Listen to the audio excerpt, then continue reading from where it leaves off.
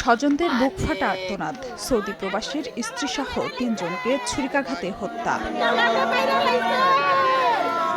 কুমিল্লার হোমনার মণিপুর এলাকায় সোমবার রাতে সৌদি প্রবাসী জহিরুলের স্ত্রী পাপিয়া তার ৪ বছরের ছেলে হোসাইন ও জহিরুলের ভাইয়ের ৫ বছরের ছেলে জোবাইরকে নিয়ে ঘুমিয়েছিলেন।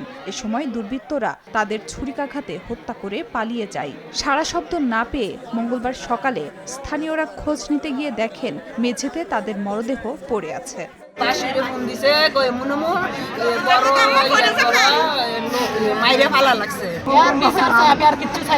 ঘটনাস্থল থেকে নিহতদের মরদেহ উদ্ধার করে ময়নাতদন্তের জন্য কুমিল্লা মেডিকেল কলেজ হাসপাতালে পাঠায় পুলিশ। পূর্ব বিরোধের জেরে হত্যাকাণ্ড ঘটতে পারে ধারণা তাদের। তদন্ত করতেছি এবং 2টা টিম আসলে আমরা বিস্তারিত তদন্ত করে আইনগত ব্যবস্থা নেওয়া হবে।